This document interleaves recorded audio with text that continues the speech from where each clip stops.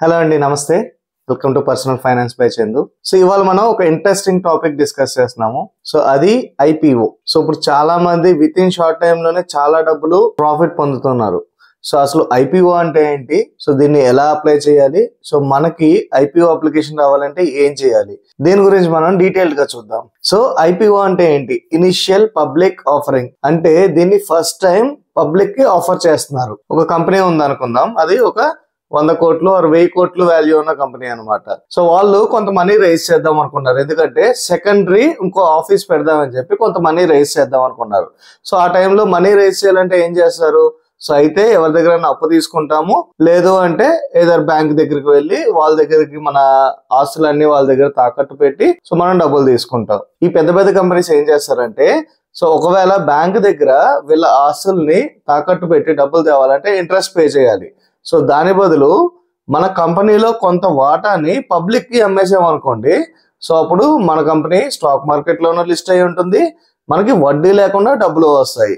So అదే మంచి company అయితే మార్కెట్ తో పాటు గ్రో అవుతుంది అనుకోండి, ఆల్రెడీ కంపెనీ ఓనర్స్ దగ్గర ఉన్న షేర్స్ ఉంటాయి కదా, సో వాటి వాల్యూ కూడా పెరుగుతుంది. అప్పుడు కంపెనీకి ఇంట్రెస్ట్ లేకుండా డబ్బులు వస్తాయి, సో వాళ్ళ దగ్గర ఉన్న వాల్యూ కూడా పెరుగుతుంది, కంపెనీకి మంచి పేరు కూడా వస్తుంది. సో దీని గురించి కంపెనీస్ ఏం చేస్తాయంటే కొంత పార్ట్ ఆఫ్ దేర్ కంపెనీ, ఏదో 10%, 20% ఆఫ్ ది కంపెనీని పబ్లిక్ కి అమ్ముతుంది అనమాట. దాన్ని ఇనిషియల్ పబ్లిక్ ఆఫరింగ్ అంటారు. సో ఐపీఓ ఆఫరింగ్ అనేది 2 టైప్స్ ఉంటుంది అనమాట. Fresh issue, offer for sale.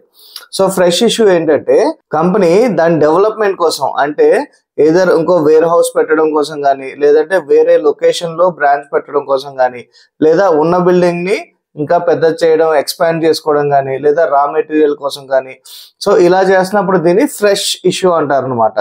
అదే ఆఫర్ ఫర్ సేల్ ఏంటంటే ఆల్రెడీ ఒక కంపెనీ ఎస్టాబ్లిష్ అయిందంటే దానికి ఇన్వెస్టర్స్ ఉంటారు. ఆ ఇన్వెస్టర్స్ ఆ కంపెనీ నుంచి కొంత పార్ట్ అమ్మేసి మాకు డబ్బులు కావాలి, సో మేము మీ కంపెనీలో ఉన్న కొంత పార్ట్ ని, ఒక 5% ఆఫ్ మా ప్రపోర్షన్ ని అమ్మేస్తున్నాము అనుకుంటే దాన్ని ఆఫర్ ఫర్ సేల్ అంటారు అనమాట. ఎప్పుడు ఫ్రెష్ ఇష్యూ అంటే అది కంపెనీ డెవలప్మెంట్ కి యూజ్ అవుతున్నట్టు. ఆఫర్ ఫర్ సేల్ అంటే ఆల్రెడీ ఇన్వెస్ట్ చేసిన ఇన్వెస్టర్స్, పెద్ద పెద్ద ప్లేయర్స్ ఉంటారు కదా, ఏంజల్ ఇన్వెస్టర్స్, ఈ షార్క్ ట్యాంక్ లో వస్తుంటారు కదా, వాళ్ళు వాళ్ళ అమౌంట్ ని ఎగ్జిట్ అవ్వడం కోసం, అయితే మొత్తం ఎగ్జిట్ అవ్వచ్చు, లేదంటే కొంత పార్ట్ ఎగ్జిట్ అవ్వచ్చు, సో అలా చేయడాన్ని ఆఫర్ ఫర్ సేల్ అంటారు అనమాట. ఇప్పుడు మనం ఒక ఐపీఓ తీసుకున్నప్పుడు అది fresh issue, offer for sale are రెండు కాంబినేషన్ కూడా ఉంచొచ్చు అనమాట. అది మనం డీటెయిల్ గా ఒక ఐపీఓ ఎగ్జాంపుల్ చూసి దాంట్లో చూద్దాం. నెక్స్ట్ ఐపీఓలో ఎవరెవరు పార్టిసిపేట్ చేయొచ్చు. సో దీంట్లో రీటైల్ ఇన్వెస్టర్స్, అంటే మీలాగా నాలాగా ఒక నార్మల్ మధ్యతరగతి కుటుంబంలో వచ్చి ఒక డీమ్యాట్ అకౌంట్ ఉన్న ప్రతి ఒక్కరు ఐపీఓలో అప్లై చేయొచ్చు. సో మనలాంటి వాళ్ళని రీటైల్ ఇన్వెస్టర్స్ అంటారు అనమాట. సో రీటైల్ ఇన్వెస్టర్స్ వచ్చి అప్లై చేయడానికి మనం నెంబర్ ఆఫ్ షేర్స్ ని బట్టి వెళ్ళామన్నమాట. ఇప్పుడు సపోజ్ మనం బయట షేర్ మార్కెట్ లో ఒక షేర్ కొనాలి అనుకుందాం, హెచ్డిఎఫ్సి బ్యాంకు, మనం కావాలంటే ఒక షేర్ కొనొచ్చు, 100 కొనొచ్చు, 10,000 కొనొచ్చు, ఎంతైనా కొనుక్కోవచ్చు, లిమిట్ ఉండదు. కానీ ఐపీఓలో బిడ్స్ అంటారు అనమాట. ఇదేంటంటే ఇప్పుడు మీరు ఒక ఐపీఓ అప్లై చేయాలంటే ఒక గ్రూప్ ఆఫ్ షేర్స్ ని కొనాలన్నమాట. అసలు ఈ ఐపీఓ అలాట్మెంట్ ప్రాసెస్ ఎలా ఉంటుందో చూద్దాం. సో సపోజ్ కంపెనీ ఒక 1000 షేర్లు అమ్ముదాం అనుకుంది. బయట నుంచి జనాలందరూ కలిపి ఒక 1000 షేర్లకి అప్లై చేశారు. అప్పుడు ఏం చేస్తుంది? అప్లై చేసిన అందరికి ఒక్కొక్కరికి ఒక్కో షేర్ కింద ఇచ్చేస్తుంది. సపోజ్ అదే 1000 షేర్లు ఉన్నాయి, అప్లై చేయడం 1,00,000 మంది అప్లై చేశారు. అప్పుడు ఏం చేస్తుంది? సో అప్లై చేసిన వాళ్ళందరిలో లాటరీ పిక్ చేసి 1000 మందిని సెలెక్ట్ చేసి 1000 మందికి షేర్లు అప్ చెప్తుంది అనమాట. అదే 1000 షేర్లు ఉన్నాయి, అప్లై చేయడం 200 మంది అప్లై చేశారు. సో అప్లై చేసిన వాళ్ళందరికీ ఆ 200 షేర్లు అమ్మేస్తుంది అనమాట. కాకపోతే లాస్ట్ 2-3 ఇయర్స్ నుంచి ఐపీఓ సిచ్యువేషన్ ఎలా ఉందంటే, సపోజ్ ఒక 1000 కోట్లకి కంపెనీ ఐపీఓ రిలీజ్ చేస్తుందంటే జనాలు ఒక 50,000 కోట్లు లేదా 20,000 కోట్లు ఇన్వెస్ట్ చేస్తున్నారు. అంటే 1000 కోట్లకి 20,000 కోట్లకి ఎంత డిఫరెన్స్ ఉంది? 1:20. అంటే 20 టైమ్స్ దానికి కాంపిటీషన్ ఉందన్నమాట. అంటే మీరు ఐపీఓ అప్లై చేస్తుంటే దాంట్లో వాళ్ళు ఏం చేస్తారు, కంపెనీ వాళ్ళు ఆటోమేటిక్ గా లాటరీ పిక్ చేస్తారు. మొత్తం దాంట్లో అందరివి లాటరీ వేసి దాంట్లో వీళ్ళు ఎంత అయితే ఇవ్వగలరో అంత మందిని పిక్ చేసుకుంటారు. ఐపీఓలో ఏ కేటగిరీస్ ఉంటాయి అసలు? ఒకటి రీటైల్ కేటగిరీ, అంటే మీలాగా నాలాగా కొంత తక్కువ అమౌంట్ ఉండే వాళ్ళు ఉంటారు కదా, వాళ్ళని రీటైల్ ఇన్వెస్టర్స్ అంటారు. గవర్నమెంట్ ఏం చేసిందంటే మధ్య తరగతి వాళ్ళు కూడా ఐపీఓలు అప్లై చేసుకునే విధంగా ఉండాలి, మీరు లక్షల్లో పెడితే కుదరదని చెప్పి 15,000 ఒక లిమిట్ పెట్టింది. సో దాని మీనింగ్ ఏంటంటే మీరు ఐపీఓ అప్లై చేయాలంటే మీ దగ్గర 15,000 ఉండాలి. సో ఏ ఐపీఓ అయినా సరే ఒక లాట్ సైజ్ వచ్చి 15,000 ఉంటుంది.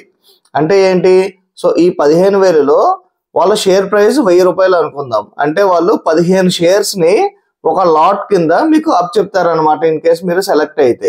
సో ఇప్పుడు నేను ఒక కంపెనీ ఉంది, దానికి అప్లై చేస్తున్నాను. అప్పుడు నేను ఎంత ఇన్వెస్ట్ చేస్తున్నాను, సో 15,000 కంటే తక్కువ ఉంటుంది. సపోజ్ 950 అనుకుందాం షేర్ ప్రైస్ వచ్చి.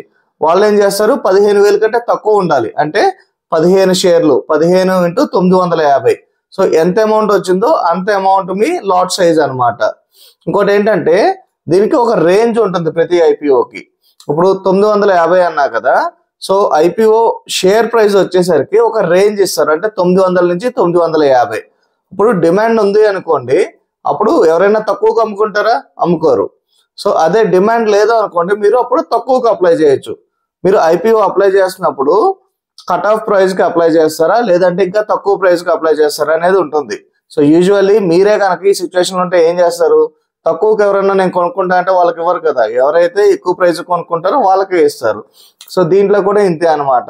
ఎప్పుడైనా సరే మీరు కట్ ఆఫ్ ప్రైస్ అంటే హయ్యర్ ప్రైస్ ఎంత ఉందో 900 to 950 పెట్టారనుకుందాం కంపెనీ, మీరు 950 కొంటాను అంటేనే మీకు అమ్ముతారు అనమాట, ఎందుకంటే డిమాండ్ ఉంది కాబట్టి.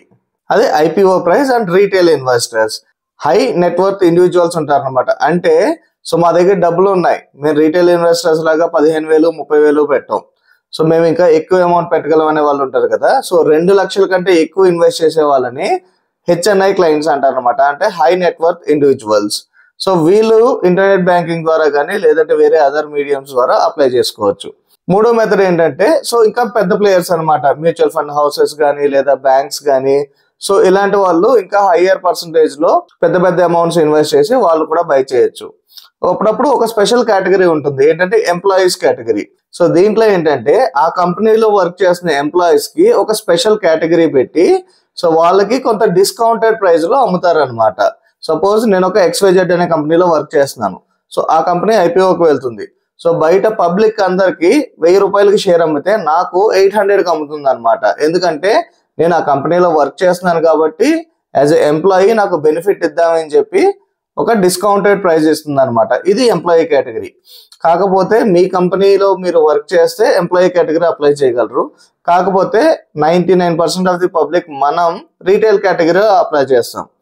ఒక ఐపీఓ లైవ్ లో ఎలా అప్లై చేయాలి అనేది మనం చూద్దాం ఇప్పుడు. ఓకే, ఇప్పుడు నా ఫ్రెండ్ రాకేష్ ఉన్నాడు. సో అతను ఏం చేస్తాడంటే, సో చందు నా దగ్గర 60,000 ఉన్నాయి, సో నేను 60,000తో ఐపీఓ పెడదాం అనుకున్నా, పెట్టచ్చా లేదా అని అడుగుతాడు. సో ఇప్పుడు రీటైల్ ఇన్వెస్టర్స్ అనే వాళ్ళు మినిమం అమౌంట్ వచ్చి 15,000కి దగ్గరలో ఉంటుంది, మాక్సిమం అమౌంట్ వచ్చి 2 లక్షలు. సో ఈ మధ్యలో మీరు ఎంత అమౌంట్ అన్నా పెట్టుకోవచ్చు. సపోజ్ మీ దగ్గర 30,000 ఉందనుకుందాం, అప్పుడు మీరేం చేస్తారు, 2 లాట్లు అప్లై చేసుకోవడం కుదురుతుంది అనమాట. అదే మీ దగ్గర 1,50,000 ఉన్నాయి అంటే మీరు 10 లాట్స్ అప్లై చేసుకోవడం కుదురుతుంది. ఇక్కడ మీరు గుర్తుంచుకోవాల్సిన విషయం ఏంటంటే, సో మీరు ఒక లాట్ అప్లై చేసినా 10 లాట్స్ అప్లై చేసినా మీది ఒకటే అప్లికేషన్ అనమాట. కాంపిటీషన్ ఉన్నప్పుడు లాటరీ పికప్ చేస్తారన్నా కదా, సో అప్పుడు మీరు ఒక లాట్ అప్లై చేసినా 15 లాట్స్ అప్లై చేసినా మీ పాన్ కార్డ్ ని ఒక అప్లికేషన్ కింద కన్సిడర్ చేస్తుంది. మీకు ఐపీఓ తగలాలి, సో ఎక్కువ కాంపిటీషన్ ఉంది, 1:10 కాంపిటీషన్ ఉంది. అప్పుడు ఏం చేస్తారు, అప్పుడు మీ అకౌంట్ లో ఒక లాట్ వేయండి, మీ వైఫ్ అకౌంట్ లో ఇంకో లాట్ వేయండి, మీ ఫాదర్ అకౌంట్ లో ఒక లాట్ వేయండి. అలాగా మీ ఫ్రెండ్స్ దాంట్లో మీ ఫ్యామిలీ మెంబర్స్ దాంట్లో ఒక్కొక్కరికి ఒక డిమాట్ అకౌంట్ ఓపెన్ చేసి సో 10 అప్లికేషన్స్ వేశారనుకోండి, మీకు వచ్చే ఛాన్స్ ఎక్కువ ఉంటుంది కదా. ఆ లాటరీలో మీరు 10 టికెట్లు వేశారు, 10 టికెట్లో ఒకటైనా పిక్ అయ్యే ఛాన్స్ ఉంటుంది. సో మీ ఒక దాంట్లో 10 లాట్స్ వేయకుండా 10 అకౌంట్స్ లో ఒక్కో లాట్ వేశారనుకోండి, మీకు వచ్చే ఛాన్స్ ఎక్కువ ఉంటుంది అనమాట. సో చాలా మంది కొన్ని ఇయర్స్ పాటు ట్రై చేస్తారు. సో నాకు తెలిసిన వాళ్ళే ప్రతి ఐపీఓలో అప్లై చేస్తున్నారు, ఒకటే అప్లికేషన్ వేస్తారు వాళ్ళ అకౌంట్ నుంచి. సో నాకు సెలెక్ట్ అవ్వట్లేదు, లాటరీలో సెలెక్ట్ అవ్వట్లేదు అని చెప్పి అంటారు అనమాట. సో అలాంటప్పుడు మీరేం చేయాలంటే మీ ఫ్యామిలీ మెంబర్స్ కి ఫ్రెండ్స్ కి అకౌంట్స్ ఓపెన్ చేసి మీరు వాళ్ళకి మనీ పంపించి వాళ్ళ అకౌంట్ లో మీరు అప్లై చేస్తారు. నెక్స్ట్ ఐపీఓ పేమెంట్ ప్రాసెస్ ఎలా ఉంటుందో చూద్దాం. సో సపోజ్ నేను ఒక ఐపీఓ అప్లై చేశాను అనుకోండి, 15,000 పే చేస్తున్నాను. పే చేసినప్పుడు మనీ అనేది నా అకౌంట్ లోనే ఉంటుంది. సపోజ్ నా స్టేట్ బ్యాంక్ ఉంది, సో నేను ఒక ఐపీఓ అప్లై చేశాను, సో 15,000. సో 15,000ని స్టేట్ బ్యాంక్ వాళ్ళు ఏం చేస్తారంటే అమౌంట్ ని హోల్డ్ లో పెడతారు. నా అకౌంట్ లోనే ఉన్నాయి. సో నాకు కంటిన్యూస్ గా ఇంట్రెస్ట్ వస్తూ ఉంది, కానీ ఆ అమౌంట్ ని నేను విత్డ్రా చేయలేను. ఇప్పుడు ఐపీఓ 3 days ఓపెన్ ఉంటుంది అనమాట. సోమవారం, మంగళవారం, బుధవారం అనుకుందాం. సో నేను సోమవారం అప్లై చేశాను. అప్లై చేసిన తర్వాత ఐపీఓ లాటరీ తీసే వరకు ఆ అమౌంట్ ని బ్యాంక్ వాళ్ళు బ్లాక్ చేసి ఉంచుతారు. ఎప్పుడైతే ఐపీఓ లాటరీ తీసారో, సపోజ్ నాకు లాటరీ తగిలింది అనుకోండి, అప్పుడు ఆ అమౌంట్ ని నా బ్యాంక్ నుంచి కట్ చేసి కంపెనీ వాళ్ళకి ట్రాన్స్ఫర్ చేస్తారు. నెక్స్ట్ డే ఏం చేస్తారంటే, నాకు మనీ కట్ చేశారు కాబట్టి దానికి n నెంబర్ ఆఫ్ షేర్స్ ని నా అకౌంట్ లో వేస్తారు అనమాట. అదే మీకు లాటరీ తగలలేదు, అప్పుడు ఏం చేస్తారు, సో మీ అకౌంట్ లో బ్లాక్ చేసిన అమౌంట్ ఉంది కదా, దాన్ని అన్బ్లాక్ చేసేస్తారు. సో అంటే మీరు కంపెనీకి ఏ అమౌంట్ పే చేయట్లేదు. ఒక 3 days or 4 days me account లో మీ మనీ బ్లాక్ అయ్యి వస్తే షేర్స్ వస్తాయి, లేదంటే డబ్బులు వెనక్కి వచ్చేస్తాయి అనమాట. సో వెనక్కి రావడం అంటే మనం కంపెనీకి కూడా పే చేయట్లేదు, మన అకౌంట్ లోనే బ్లాక్ అయిన అమౌంట్ అన్బ్లాక్ అవుతాయి అనమాట. సో ఎంత సూపర్ గా ఉందో చూడండి. సో ఇప్పుడు ఒక ఐపీఓని ఎలా డీటెయిల్స్ ట్రాక్ చేయాలి, ఎలా అప్లై చేయాలి, ఈ డీటెయిల్స్ అన్ని చూద్దాం. సో ఇక్కడ నేను జీరోదా పోర్టల్ ఓపెన్ చేశాను అంటే, ఇక్కడ బిడ్స్ అనే ఒక ఆప్షన్ ఉంటుంది. అది క్లిక్ చేశారు అనుకోండి, ఇక్కడ ఐపీఓస్ అని ఉంది కదా. సో ఇవన్నీ ఆన్ గోయింగ్ ఐపీఓస్ అనమాట. ఇవి ఫ్యూచర్ లో వచ్చేవి, ఇవి ప్రెసెంట్ రన్ అవుతున్నాయి. సో ఐపీఓకి మనం 3 days అలా డేట్ ఇస్తాడు, ఆ డేట్ లో మనం అప్లై చేసుకోవాలన్నమాట. ఇక్కడ చూస్తే Ecos India mobile and hospitality limited అని ఉంది కదా, ఈ ఐపీఓ అప్లై చేద్దాం ఇప్పుడు. ఓకే, సో దీని డేట్స్ వచ్చి 28th నుంచి 30th వరకు. సో ఈ మధ్యలో మనం అప్లై చేసుకోవచ్చు అనమాట. ఇప్పుడు మీరు అప్లై చేయాలి అనుకుంటే దీన్ని అప్లై క్లిక్ చేయండి. ఇక్కడ మనకి డీటెయిల్స్ అన్ని వస్తున్నాయి కదా. సో నేను ఇండివిజువల్ ఇన్వెస్టర్, అంటే నేను చెప్పిన రీటైల్ ఇన్వెస్టర్ లాగా అప్లై చేస్తున్నాను. దీని డేట్స్ వచ్చి 28 నుంచి 30th. అండ్ ఇష్యూ ప్రైస్ ఉంది కదా, సో నేను చెప్పాను కదా డిఫరెంట్ రేంజ్ ఇస్తారని చెప్పి, ఇది 318 నుంచి 334 వరకు, ఇది ఇష్యూ ప్రైస్ అనమాట. సో నాకు ఖచ్చితంగా కావాలి అనుకోండి ఐపీఓ, అప్పుడు ఏం చేస్తాను, నేను 318 పెడితే కంపెనీ నాకు అమ్మదు అనమాట, ఎందుకంటే ఇది డిమాండ్ లో ఉంది కాబట్టి. అప్పుడు 334 పెడతా అనమాట. ఇక్కడ 334 పెట్టాను. నెక్స్ట్ లాట్ సైజ్ వచ్చి 44, అంటే ఒక్క లాట్ లో 44 షేర్లు అమ్ముతున్నారు అనమాట. ఇక్కడ నేనేం చేస్తాను, ఒక అప్లికేషన్ వేద్దాం అనుకుంటున్నాను, నా దగ్గర డబ్బులు లేవు. అప్పుడు ఏం చేస్తాను, ఒక అప్లికేషన్ వేస్తాను, 44 షేర్లు. అండ్ ఇక్కడ మీరు కట్ ఆఫ్ ప్రైస్ అయినా క్లిక్ చేయొచ్చు, లేదు అంటే 334 హయ్యర్ ప్రైస్ లిమిట్ అయినా పెట్టచ్చు అనమాట. నెక్స్ట్ ఇక్కడ యూపీఐ ఐడి ఉంది కదా, ఇక్కడ మీ రిజిస్టర్డ్ బ్యాంక్, మీ పాన్ కార్డు డిమాట్ లో ఏది ఇచ్చారో అదే పాన్ కార్డ్ నెంబర్ తో ఉన్న బ్యాంక్ ని ఇక్కడ మీరు ఇవ్వాలన్నమాట. ఇక్కడ ఆల్రెడీ మీరు డిమాట్ అకౌంట్ క్రియేట్ చేసినప్పుడు బ్యాంక్ డీటెయిల్స్ యాడ్ చేస్తారు కదా, అదే డీటెయిల్స్ ట్రాక్ అవుతాయి అనమాట. సో నెక్స్ట్ మీరు ఇక్కడ అమౌంట్ పేయబుల్ ఎంత ఉంది, 14,696. నేనేం చెప్పాను, అప్ టు 15,000, అంటే ఇది లెస్ దాన్ 15,000 ఉంది కదా. సో అన్ని ఐపీఓస్ ఇదే రేంజ్ లో ఉంటాయి అనమాట. సో 14,000, 15,000 రేంజ్ లో ఉంటాయి అనమాట. సపోజ్ మీరు మీ దగ్గర డబ్బులు ఉన్నాయి, ఇంకా ఎక్కువ అప్లై చేద్దాం అనుకున్నారు, అప్పుడు ఏం చేస్తారు, 2 lots అప్లై చేస్తారు, అంటే 88 షేర్స్ అప్లై చేస్తారు. అప్పుడు మీరు 29,392 పే చేస్తారు అనమాట. ఇక్కడ నేను ఓన్లీ ఒక లాటే అప్లై చేస్తున్నాను. అప్లై చేసి సబ్మిట్ క్లిక్ చేశాను అనుకోండి, సో వెంటనే అప్లికేషన్ సబ్మిట్ అయింది. కిందకి స్క్రోల్ చేస్తే మీకు సబ్మిటెడ్ అప్లికేషన్స్ ఉంటాయి అనమాట. ఇప్పుడు నెక్స్ట్ ప్రాసెస్ ఏంటంటే, నెక్స్ట్ మీ ఫోన్ పే కానీ గూగుల్ పే కానీ ఇక్కడ మీరు ఏ యూపీఐ ఐడి ఇచ్చారో దానికి నోటిఫికేషన్ వస్తుంది అనమాట. సో ఇలా ఈ ఐపీఓకి అప్లై చేశారు, పేమెంట్ ని అథెంటికేట్ చేయండి అని వస్తుంది. సో ఓన్లీ మీరు ఆ ప్రాసెస్ ని కంప్లీట్ చేస్తేనే మీరు ఐపీఓ అప్లై చేసినట్టు అనమాట. మీరు లాటరీ వేయాలి, ఆ దాంట్లో లక్కీ డిప్ వేయాలంటే అమౌంట్ కూడా పే చేయాలి కదా. సో అది యూపీఐ పేమెంట్ కి అథెంటికేషన్ వస్తుంది అనమాట. అది మీరు లాస్ట్ వర్కింగ్ డే, అంటే మీకు ఇక్కడ 3 days రేంజ్ ఇచ్చారు కదా. సో ఆ 3rd day ఈవినింగ్ 5 o'clock లోపు మాత్రం మీరు పేమెంట్ ని అప్రూవ్ చేశారు అంటే మీకు ఆ ఐపీఓకి అప్లికేషన్ వేసినట్టు అనమాట. ఇన్ కేస్ మీరు పేమెంట్ అథెంటికేట్ చేయలేదంటే మీ అప్లికేషన్ ఆటోమేటిక్ గా క్యాన్సిల్ అయిపోతుంది. ఇంకొకటి ఏంటంటే, ఈ యూపీఐ పేమెంట్స్ అనేది ఇమీడియట్ గా రావన్నమాట. సో సపోజ్ నేను ఇప్పుడు 9:15 మార్నింగ్ అప్లై చేశాను అనుకోండి, ఒక 10-11 ఆ టైంకి వస్తుంది. కొంతమందికి హాఫ్ డే కూడా లేట్ గా అవుతుంది అనమాట. ఇది నార్మల్ మన మొబైల్ రీఛార్జెస్ కి పేమెంట్ చేసినట్టు ఇన్స్టంటేనియస్ గా ఉండదు, కొంత లేట్ ఉంటుంది. సో లేట్ గా వచ్చినా సరే మీరు ఆ యూపీఐ పేమెంట్ ని అథెంటికేట్ చేస్తే మీకు అప్లికేషన్ లో రిఫ్లెక్ట్ అవుతుంది అనమాట. ప్రెసెంట్ పెండింగ్ ఉంది కదా, నేను ఇప్పుడు నా ఫోన్ పే ఓపెన్ చేసి దాంట్లో ఆథరైజ్ చేశాను అనుకోండి, అప్పుడు ఇది సబ్మిటెడ్ లోకి వస్తుంది అనమాట. నేను రీసెంట్ గా ఇంకో ఐపీఓ అప్లై చేశాను, దాని స్టేటస్ చూడండి, సబ్మిటెడ్ లోకి వచ్చింది. ఇప్పుడు మీరు అప్లై చేస్తున్న ప్రతి ఐపీఓ మీకు సెలెక్ట్ అవ్వాలని లేదు. సో కింద చూస్తే నేను ఎన్ని ఐపీఓస్ అప్లై చేశానో చూడండి.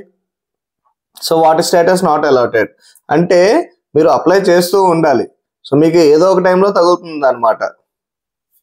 సో మీకు ఇంకా ఎక్కువ డబ్బులు ఉన్నాయి, మీరు ఇంకా ఎక్కువ అప్లికేషన్స్ వేద్దామన్నారు అనుకుంటే సో మీ ఫ్యామిలీ మెంబర్స్ మొత్తం అందరిలోనూ వేయండి. సో ఇక్కడ ఇంటరాచ్ అని చెప్పి ఐపీఓ ఉంది కదా, ఇది నా దాంట్లో మా వైఫ్ అకౌంట్ లో వేసాను అనమాట.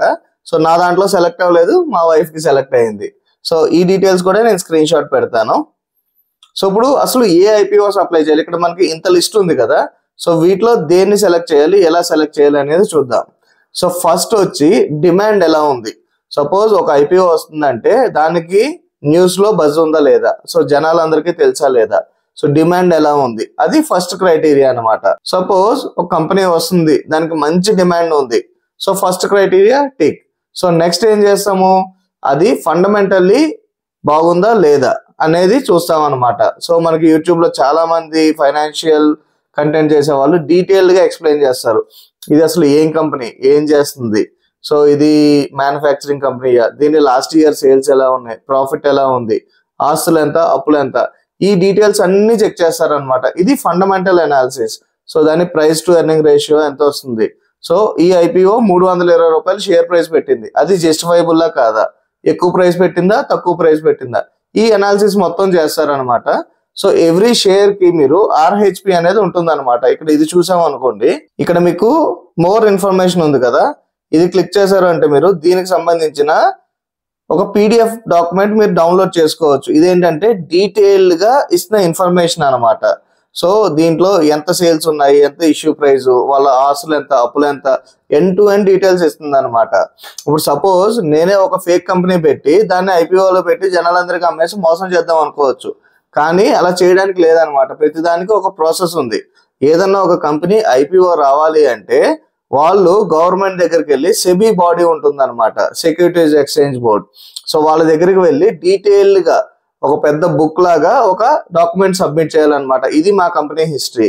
సో వీళ్ళు ఫస్ట్ ఓనర్స్, సెకండ్ ఓనర్స్, మాకు ఇన్ని ఆస్తులు ఉన్నాయి, ఇన్ని అప్పులు ఉన్నాయి. సో ఈ డీటెయిల్స్ మొత్తం end to end detailed information సెబీకి సబ్మిట్ చేస్తే సో వాళ్ళు దీన్ని రివ్యూ చేసి ఓకే ఈ కంపెనీ బాగానే ఉంది, రీటైల్ ఇన్వెస్టర్స్ కి పెద్ద నష్టం లేదు, సో ఎవరు దీన్ని కొనడం వల్ల మోసపోరు అనే ఒక కన్ఫర్మేషన్ తీసుకునే వాళ్ళు దీనంతా స్టడీ చేసి అప్పుడు ఐపీఓకి రావడానికి ఎలా చేస్తారనమాట. ఏదో బోగస్ కంపెనీలు లేదంటే కంటిన్యూస్ గా లాస్ మేకింగ్ కంపెనీలు, చెత్త కంపెనీలు వస్తున్నాయి అనుకోండి, సో దాన్ని లిస్ట్ అవడానికి గవర్నమెంట్ పర్మిషన్ ఇవ్వదు అనమాట. ఇప్పుడు ఈ టాపిక్ లో ఇంకో ఇంపార్టెంట్ పాయింట్ ఏంటంటే, సో రీటైల్ ఇన్వెస్టర్స్, క్యూఐబీస్ అంటే high net worth individuals, mutual fund investors వీళ్ళందరూ ఉంటా అన్నాం కదా.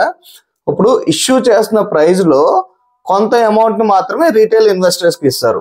సో ఐపీఓలో సపోజ్ 100 షేర్లు ఇష్యూ చేస్తున్నారు అనుకోండి, దాంట్లో హై నెట్వర్త్ ఇండివిజువల్స్ కి ఒక 20% ఇస్తున్నారు, మ్యూచువల్ ఫండ్ హౌసెస్ కి ఒక 50% ఎలకేట్ చేశారు అనమాట. రిమైనింగ్ 30% అనేది రీటైల్ ఇన్వెస్టర్స్ కి చేశారు. ఆ 30% లో మనం కొట్టుకుంటాం అనమాట. మనం లాటరీ వేస్తాం, మీరు వేస్తారు, నేను వేస్తాను, సో దాంట్లో ఒకరిది పిక్ అవుతుంది. సో కాకపోతే ఈ ప్రపోర్షన్ ఎలా డిసైడ్ చేస్తుంది, సపోజ్ ఒక కంపెనీ లాస్ మేకింగ్ కంపెనీ కాదు, కంటిన్యూస్ గా లాస్ట్ 5 years నుంచి ప్రాఫిట్ లో నడుస్తూ ఉంది, సో అప్పుడు రీటైల్ ఇన్వెస్టర్స్ కి గవర్నమెంట్ అనేది 30% ఎలకేట్ చేస్తుంది. అదే ఈ కంపెనీ అనేది లాస్ మేకింగ్ కంపెనీ అనుకుందాం, సో వాళ్ళు కంటిన్యూస్ గా లాస్ట్ 2 years నుంచి లాస్ లో ఉన్నారు, అయినా సరే ఐపీఓకి వస్తున్నారు మనీ రేస్ చేయడానికి. అప్పుడు సెబీ పర్మిషన్ ఇస్తుంది. కాకపోతే మనల్ని, మన రీటైల్ ఇన్వెస్టర్స్ ని ప్రొటెక్ట్ చేయడానికి ఓన్లీ 10% ఆఫ్ ది షేర్స్ మాత్రమే మీరు రీటైల్ ఇన్వెస్టర్స్ కి అమ్మాలి అని చెప్పి ఒక రూల్ పెడుతుంది అనమాట. ఇప్పుడు ప్రాఫిట్ కంపెనీ అయితే 30% ఆఫ్ ది షేర్ ని రీటైల్ ఇన్వెస్టర్స్ కి అమ్ముతుంది. అదే లాస్ మేకింగ్ కంపెనీ అయితే 10% ఆఫ్ ది షేర్స్ మాత్రమే రీటైల్ ఇన్వెస్టర్స్ కి అలౌ చేస్తుంది అనమాట. ఇది మనల్ని ప్రొటెక్ట్ చేయడానికి సెబీ తీసుకున్న ఒక రూల్ అనమాట. సో నెక్స్ట్ దీనికి డిమాండ్ ఎలా ఉంది అనేది ఎలా తెలుసుకోవాలి. ఇక్కడ మనకి మల్టిపుల్ వెబ్సైట్స్ ఉంటాయి అనమాట. ఇది one of the website chittorgarh.com. So దీంట్లోకి వెళ్ళి ఐపీఓలోకి వెళ్ళండి. ఇక్కడ ఐపీఓ డాష్ బోర్డ్ ఉంది, ఐపీఓ గ్రే మార్కెట్, ఈ డీటెయిల్స్ అన్ని ఉన్నాయి కదా. సో ఐపీఓ డాష్ బోర్డ్ లోకి వెళ్దాం. మనకి ఐపీఓస్ మళ్ళీ 2 types ఉంటాయి అనమాట, main board IPOs, SME IPOs. So SME అంటే స్మాల్ అండ్ మీడియం ఎంటర్ప్రైజ్. ఒక కంపెనీ 10 కోట్లు, 20 కోట్లు, 30 కోట్లు చిన్న చిన్న కంపెనీస్ ఉంటాయి కదా, వాటిని ఎస్ఎంఈ కంపెనీస్ అంటారు.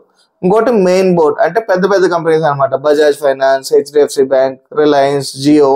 సో ఇలాంటివన్నీ పెద్ద పెద్ద కంపెనీస్ అనమాట. ఇప్పుడు మెయిన్ బోర్డ్ ఐపీఓస్ లో ఏమేమి ఉన్నాయో చూద్దాం. ఈకాస్ మొబిలిటీ అండ్ హాస్పిటాలిటీ ఒకటి ఉంది.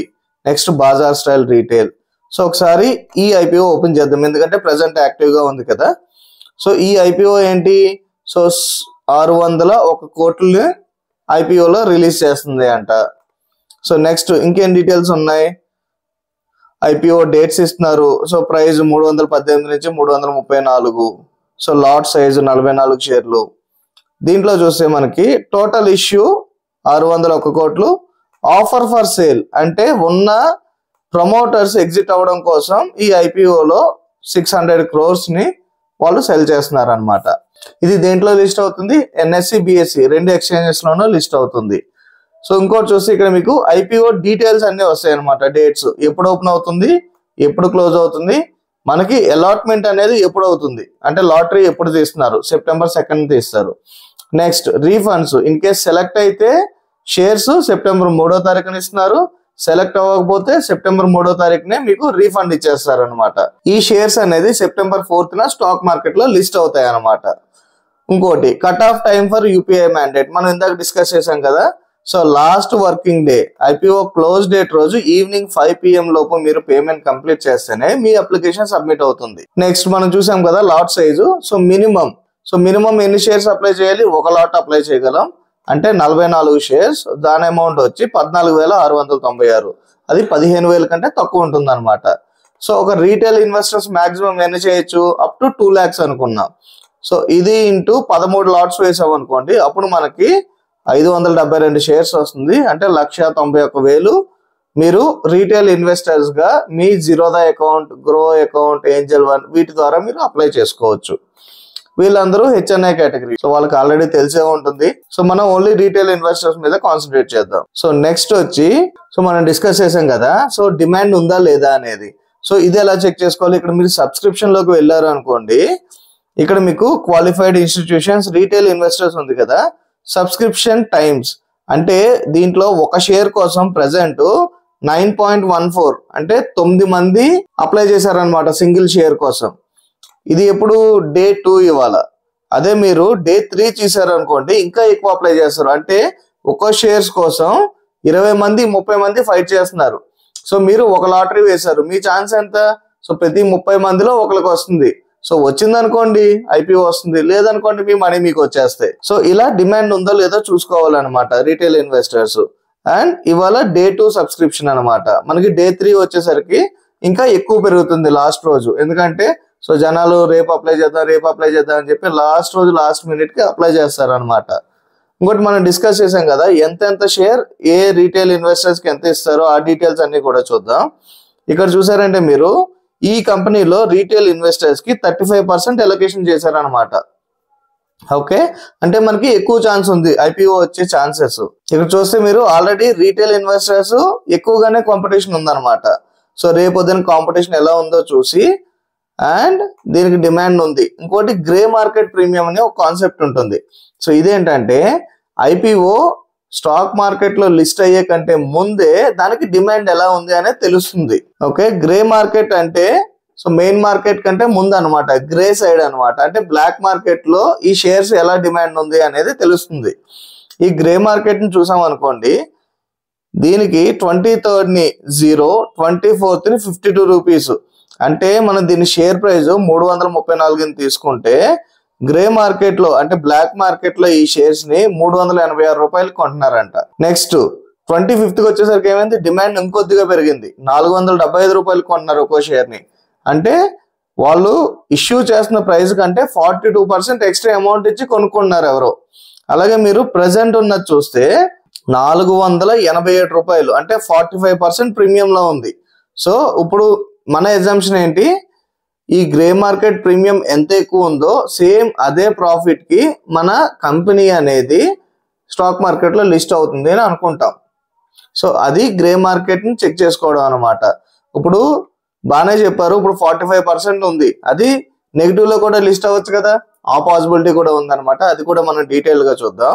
సో ఇప్పుడు వరకు లిస్ట్ అయిన కంపెనీస్ అసలు ఎలా పర్ఫామ్ చేసినాయి అనేది చూద్దాం. ఫస్ట్ ఇక్కడ ఈ లిస్ట్ చూసారు అనుకోండి. సో ఇది రీసెంట్ గా లిస్ట్ అయిన ఐపీఓస్ అనమాట.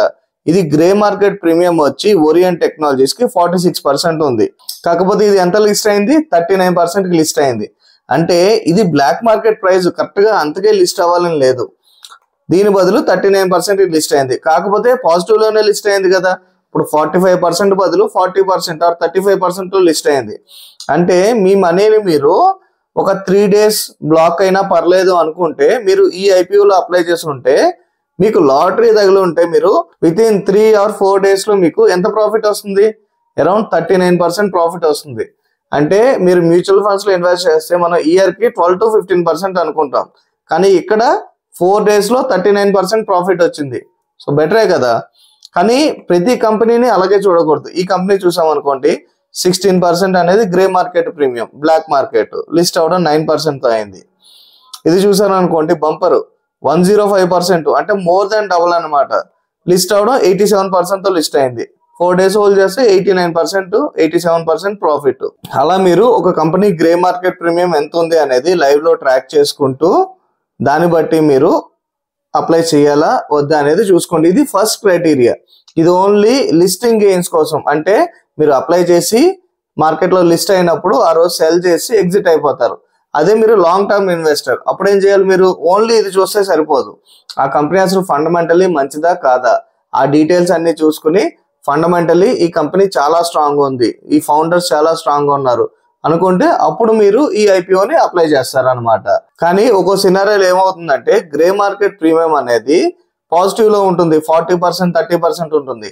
కానీ సెకండరీ మార్కెట్ అంటే స్టాక్ మార్కెట్ లో లిస్ట్ అవుతున్నప్పుడు రెడ్ లో ఓపెన్ అవ్వచ్చు. ఆ ఛాన్స్ కూడా ఉందన్నమాట.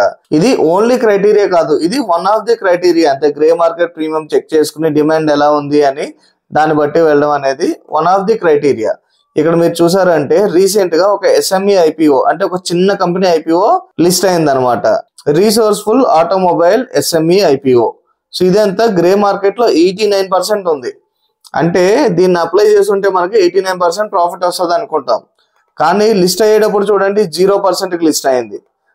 సో ఇలాంటి సిచ్యువేషన్స్ కూడా ఉంటాయి అన్నమాట. మీరు ఓన్లీ గ్రే మార్కెట్ మీద డిపెండ్ అవుతున్నారు అంటే సో మీరు మీ అదృష్టాన్ని చెక్ చేసుకున్నారు అంతే. సో నేను ఈ వెబ్సైట్ లింక్ అనేది మీకు డిస్క్రిప్షన్ లో ఇస్తాను. ఎవరైతే ఐపీఓస్ నేను అప్లై చేద్దాం అనుకుంటున్నారో ఈ వెబ్సైట్స్ లోకి వెళ్ళి ట్రాక్ చేసుకోండి. గ్రే మార్కెట్ ప్రీమియం ఎలా ఉంది, సబ్స్క్రిప్షన్ ఎలా ఉంది, సో దీన్ని నేను అప్లై చేయొచ్చా లేదా, సో ఈ డీటెయిల్స్ అన్ని ట్రాక్ చేసుకుంటూ ఉండండి. ఇది వన్ ఆఫ్ ది వెబ్సైట్ అంతే. ఇలా కాకుండా మనకి చాలా వెబ్సైట్స్ ఉన్నాయి అన్నమాట. సో ఐపీఓ వాచ్ అని చెప్పి ఒక వెబ్సైట్ ఉంటుంది. సో దాంట్లో కూడా మీరు గ్రే మార్కెట్ ప్రీమియమ్స్ ని చెక్ చేసుకోవచ్చు. నెక్స్ట్ ఐపీఓ సెంట్రల్ అని చెప్పి ఒక వెబ్సైట్ ఉంటుంది. సో దీంట్లో కూడా మీరు గ్రే మార్కెట్ ప్రీమియం ఎంత ఉంది అనేది చెక్ చేసుకోవచ్చు. ఏముంది, ఇప్పుడు ఒక వెబ్సైట్ తప్పు ఇన్ఫర్మేషన్ ఇచ్చింది అనుకోండి, వేరే ఇన్ఫర్మేషన్ కరెక్ట్ ఇన్ఫర్మేషన్ ఇవ్వచ్చు. దాని గురించి అన్ని వెబ్సైట్స్ ని చెక్ చేసుకుంటూ సో గ్రే మార్కెట్ ప్రీమియం ఎలా ఉంది అనేది చూసుకుంటాం అనమాట. ఇప్పుడు మనం ఐపీఓ అప్లై చేశాం కదా. సో అప్లై చేసిన ఐపీఓకి నేను మ్యాండేట్ సబ్మిట్ చేస్తాను. చేయగానే ఇది సబ్మిటెడ్ లోకి వస్తుంది. సో నేను ఈ వీడియో అప్లోడ్ చేసే టైంకి ఈ ఎకో మొబిలిటీ ఐపీఓ అనేది ఆల్రెడీ లిస్ట్ అయిపోయి ఉంటుంది. సో మీరు కూడా ఐపీఓస్ అప్లై చేస్తారా? So last year are year లో మీకు ఏదైనా ఐపీఓ వచ్చిందా? సో వస్తే ఎంత ప్రాఫిట్ తో లిస్ట్ అయింది అండ్ ప్రెసెంట్ మీరు హోల్డ్ చేస్తున్నారా లేదా అనేది నాకు కామెంట్ లో చెప్పండి. సో నేను లాస్ట్ ఇయర్ కొన్ని ఐపీఓస్ అప్లై చేశాను. సో వాటి వాల్యూ వచ్చి 400%, 100%, 450% ఉన్నాయన్నమాట. సో వాటిది కూడా స్క్రీన్ షాట్ పేస్ట్ చేస్తాను. సో ఐపీఓ అనేది ఒక స్టాక్ లో ఎంటర్ అవ్వడానికి బెస్ట్ టైం అనమాట. ఎందుకంటే గుడ్ వాల్యుయేషన్స్ వస్తాయి, తక్కువ ప్రైస్ లో ఇస్తారు, దానికి డిమాండ్ ఉంటుంది. సో ఈ రీజన్స్ వల్ల మీరు ఐపీఓస్ అప్లై చేసుకుంటే ఆ కంపెనీలో మీకు బెస్ట్ ఎంట్రీ దొరుకుతుంది అనమాట. అది మీరు లాంగ్ టర్మ్ హోల్డ్ చేస్తారా, షార్ట్ టర్మ్ హోల్డ్ చేస్తారా అనేది సో మీ ఇండివిజువల్ డెసిషన్. సో నా వీడియో చూసినందుకు థ్యాంక్ యూ. సో నన్ను సపోర్ట్ చేయాలి అనుకుంటే సో వీడియోని మీ ఫ్రెండ్స్కి షేర్ చేయండి. అలాగే వీడియోని లైక్ చేసి కామెంట్ చేయండి. Thank you so much.